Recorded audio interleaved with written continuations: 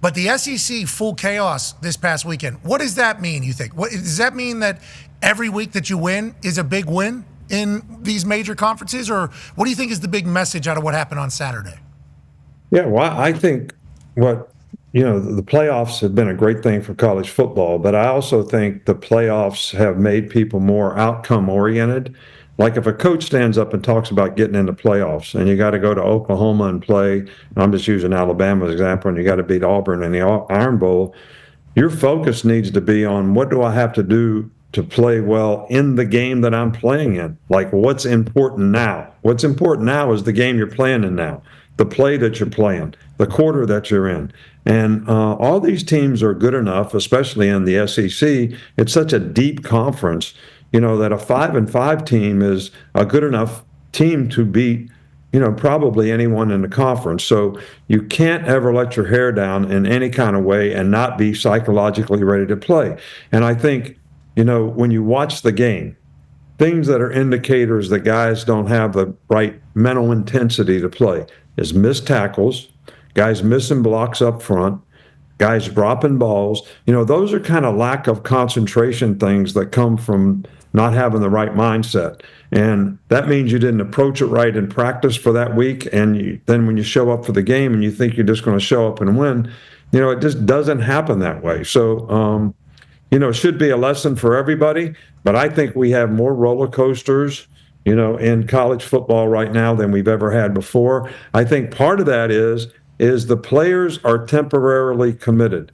That's totally different than be totally committed to your team and to your performance.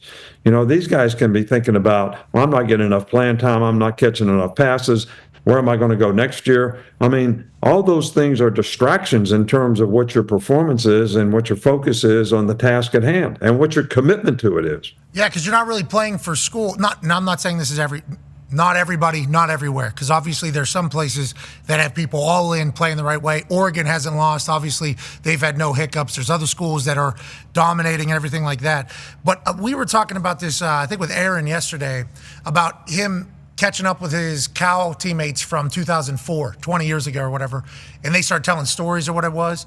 And he was like, it was an immediate reminder that we were like playing for each other, and that was what college always used to be. College always used to be that way. I think that's why a lot of us older guys, we're old screaming at the clouds. Like when these kids started sitting out of bowl games, we understood the business decision, but it was like, this is one last time with the boys too. Like it was almost it's a completely different mindset. And I think it's all because what the world is right now. So I don't hold it against them, but how do you get people to stay committed to team? I don't know, and the boys, I'm not 100% sure. Yeah, well, I don't think there's any question that I agree with you 100% that what we've created is a system that promotes self-indulgent behavior. In other words, how does this affect me? We used to be on a team where the first thing you thought about is how does it affect the team? And if you made a mistake or whatever, it killed you because you were letting your teammates down. I don't know if you can blame the players for this, but I think we can blame the system to some degree because it promotes this. I mean, everything about the system promotes this.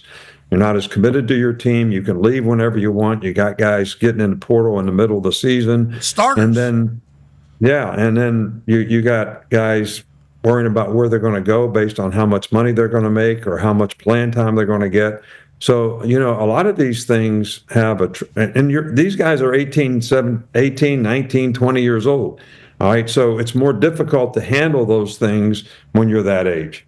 I don't think I could have handled it when I was in college. I mean, it was enough for me to handle what I needed to handle and behave well enough to get by in those days.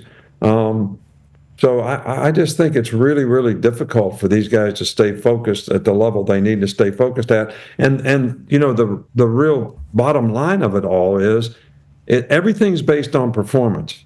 So what kind of value are you creating for yourself if you're not committed to being the best player that you can be? You're not creating value for yourself. You're not creating value for your future. It's going to affect where you get drafted. So, I mean, all these things are like, anti-development, I call it, which is not a good thing for college players. Both football and human, that is, and I think about if I was at this age, with this time, with this access to money, there's no way I would remain focused on kicking footballs. No chance. With this thing right here, and I can make a beard disappear in a half a second.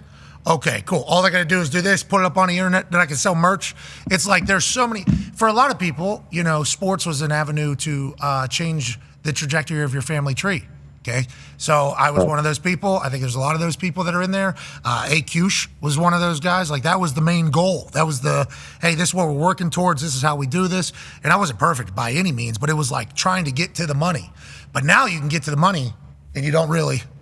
That's like, if these kids are able to remain mentally tough and focused, it's almost like they're way better than we ever were, the kids that could do that. Right. But I could see how the distractions it would have got me like that. I mean, there would have been, you too, probably. 100%. I mean, there is no chance. So good on these dudes that are able to stay focused, but I do think we're losing some shit. Yeah. I think we're losing some shit. Any question about it. And, one of the great things about sports, all being a part of a team, that's a hell of an experience, how to work with other people, how to buy into principles and values, how to trust and respect in those things, how to trust and respect your teammates, how to have the kind of work ethic you needed to be successful, to reach your potential, to persevere through good and bad times, to learn from failings, to deal with success, to overcome adversity, to pride in performance. I mean, you got all these things that were great virtues of athletics that we all learned. And if I didn't play on teams when I was growing up and in college and have the opportunity to be involved in a team, I could have never had the kind of successful career that I had, as a coach or even in business or anything else, because those lessons are not something that you can learn everywhere in our society, but you certainly can learn them by being a part of a team. Yeah, everything you just said there about sports is why we love it. And that's why we love it. I mean, and I don't know if you mentioned it there. I tried to listen to all the gospel you were preaching there that we love. And the church of sport is a beautiful one. Working when you're tired too. Like that's a whole nother thing. Like, well, I'm tired. Well, the game don't care. Like the game's going to happen. You have to play in it. So you either figure the shit out or work through it, or you're going to get embarrassed. Yeah. So it's like all those things I think are crucial to development of humans. And to your point, without it, I would be nowhere near the human. I wouldn't be. I'd be flipping. The driving force that we all had too, Pat, was none of us wanted to be irrelevant. Nobody wants to be irrelevant. I mean, if you think back when you were kids and we would pick a baseball team, and they put the bat, who gets picked, everybody wanted to get picked. Nobody wanted to be irrelevant. So now what is the value of being somebody that somebody wants to pick? I mean, have we destroyed that? I mean, would you pick yourself if you're out there as a player that's leaving your team after 4 games or in the middle of the season or whatever? I mean, would you pick yourself? I think nobody wants to be irrelevant. And nobody talks about the dudes that just they say they're hitting transfer portal, and then guess what? You live there now. Yeah. Everybody hears the story of like somebody hitting the transfer portal, getting signed somewhere. Cam Ward gets paid big. He's down in Miami. They completely change their entire franchise. You hear that story. What you don't hear about is the wide receiver that maybe didn't get enough balls one year somewhere and hits transfer portal thinking that the grass is going to be greener. And guess what? It's a wild time in college ball, but somehow you got to remain focused.